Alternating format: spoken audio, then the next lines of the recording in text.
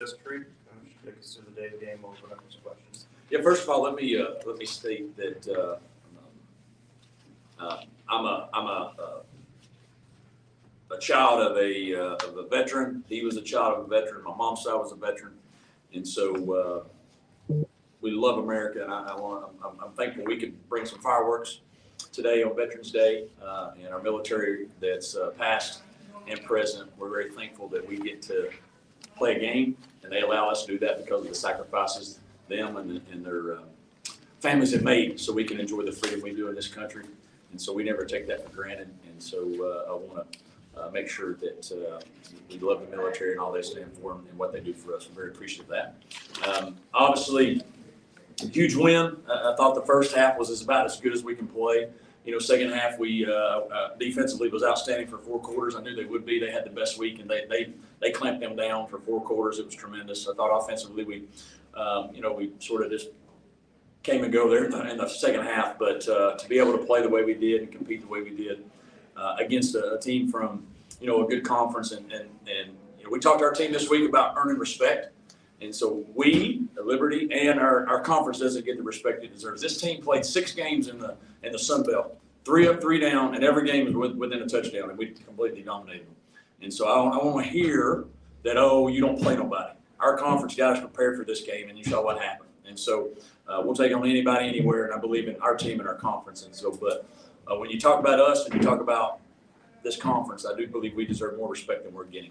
And so hopefully that was shown today by a team that's, 1 touchdown in every game they played this year. So very thankful for the win, and what an awesome crowd, and just an awesome experience, and we're excited to be 10-0.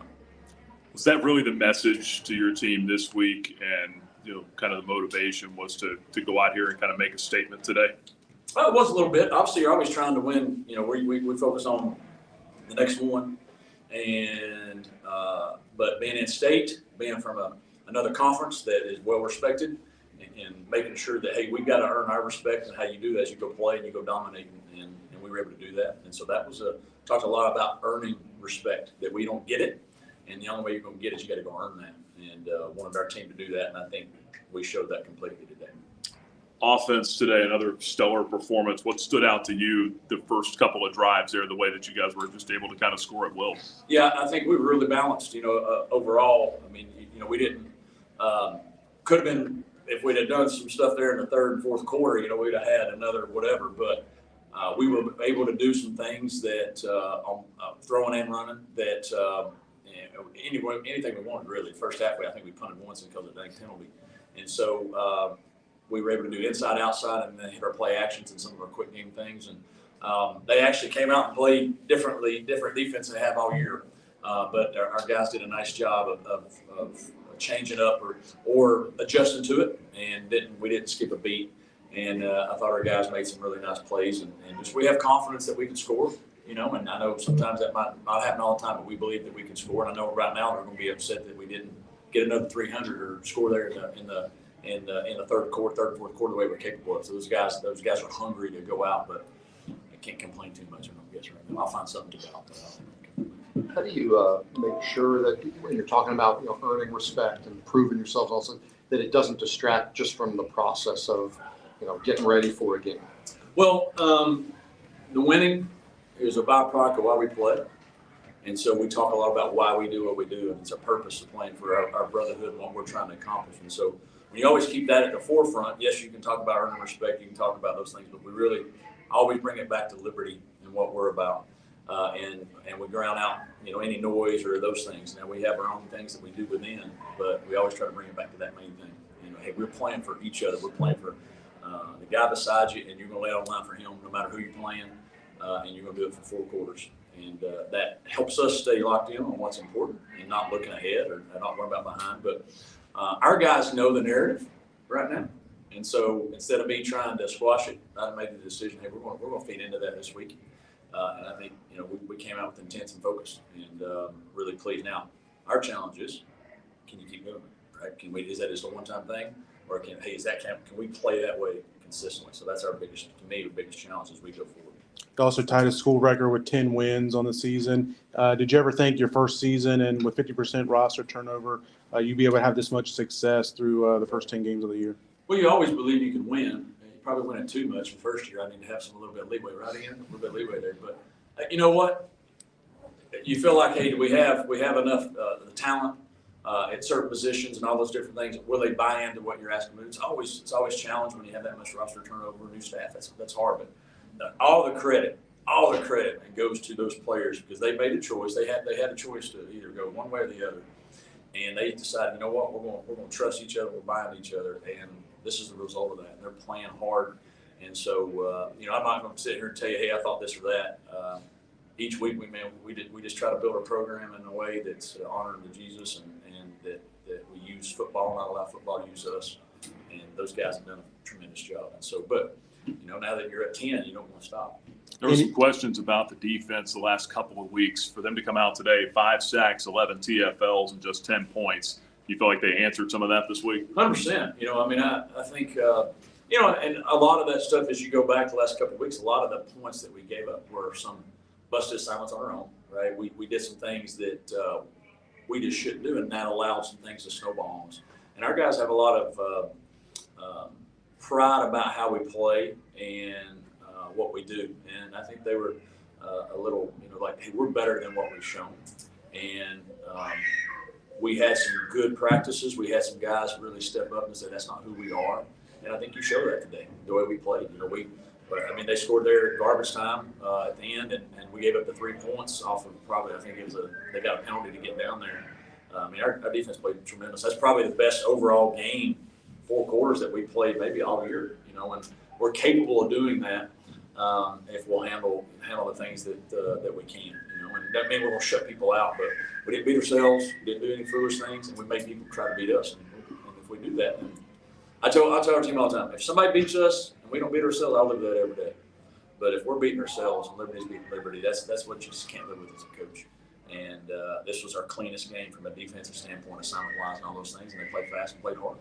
Any initial word on Kendi and Bentley on their injuries? Yeah, I think Bentley's will be out a little while. Hopefully, depending, I don't know the extent of it. Hopefully, we can get him back for the championship game. The diagnosis on Kendi's probably done, most likely. We'll see what happens after the X-rays and stuff, but he's probably finished for the season. How unique is Caden and when he came here? Is that kind of what you envisioned him doing, or? Say it one more time. How unique is Caden? Obviously when you got here, I'm sure you had some expectations of him. Yeah, I knew, the talent level that he has, right? And the spring when we're here, he did not show, except in little flashes, what he's been able to do up to this point. And so, there's a lot of talent there, but is he willing to do the things necessary to be a good quarterback and be a leader and what you should do, and put away the ego and all those different things. And I've stated from the end of spring ball through the summer, his 180 as far as his mindset, his preparation, and then now he goes out and he's having fun, he's competing. Those guys believe that he can make any play out there, and he does. He makes tremendous plays, and so we knew that there was talent there. Would he maximize it? And to his credit, he is. It's pretty special when it's fun. Pulls your hair out sometimes too, but we'll take that when he does some of those other things. Coach, I know you already talked about the defense, but if you could maybe back up to last week, when you were in here last week, you weren't too happy with the performance. How did you go? Was that a point of emphasis for you specifically this week, or you kind of passed that duty on to somebody else? And what did you see from the guys specifically? Well, more like going like last week, it was the overall effort, and it was the overall mentality. Like we got the ball moving, we messed up, and then we got down on ourselves, and we didn't have somebody step up. And so I didn't have to do tons because they knew, right? They knew.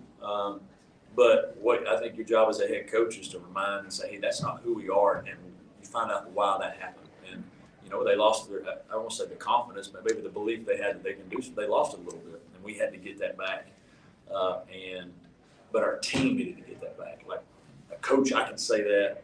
Our coaches on defense say that, but we needed that to happen within that group. And we had our leaders step up and talk to each other and talk to that side of the ball and say, this is not what we're about. And problems, and I think you saw a good. Coach, can you talk Yes, about? sir. Sorry about that. Go ahead. Can you talk about C.J. Daniels and his performance today? 127 yards, 2 touchdowns. Yeah, I mean, every week, he's doing just what he does. He makes tough catches, makes catches over the middle, runs great routes. I mean, what he does is he gives you that guy when, because of our run game and some of those things that happen, you get certain looks, and then people have to make a decision on him. Are they going to go one-on-one, which they did, which we were surprised by, or they got to double him up, and it opens up some other things. And he's good enough that if he gets some of those one-on-ones, he's a good route runner. He's going to make the catch more times than not.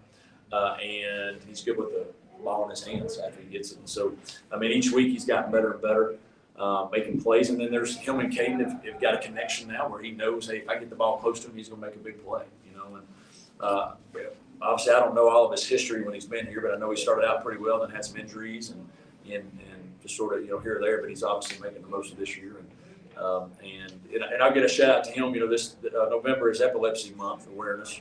And his mom, and also James Joyner, one of our other players, their mom battles that. And so we had on our sticker, on our helmet, we had a sticker that his mom, she's got a foundation, sent us there, and we wore that today to bring awareness to that. We do have 2 young men on our program there. Their families suffer from that. So if you saw a purple sticker there, our players had some wristbands wristbands that just to bring awareness to that. And his mom's fought that for a long time, and so excited for him to be able to obviously play well, but also bring awareness to that and what he's had to live, what his family's had to live with. You've said twice in here that you saw defensive leaders kind of step up and help change the direction. Who were some of those guys? And if you wouldn't mind sharing, what did you see? Well, just, your captains over there, Tyron Dupree, Quentin Reese. Hey, that's not our standard as far as the way we played, and it's not necessarily, they weren't demonstrative or in people's face, just getting together and saying, hey, we're better than this consistently. And so you saw throughout the week that there was just a hunger to prove that's not what we're about. And you saw how they prepared, how they came out, little things they said to each other. It wasn't like, hey, let's have a defensive team meeting or anything. They handled their business. And, and the coaches as well. I think the coaches are a little embarrassed by the way you performed well. So there's a group they want to group together. And I thought, today we played well. I don't know what statistically they came in or Dominion came in playing, but we did a great job against it. That's good. All right, Coach, thank you. All right. Appreciate y'all. Thank you.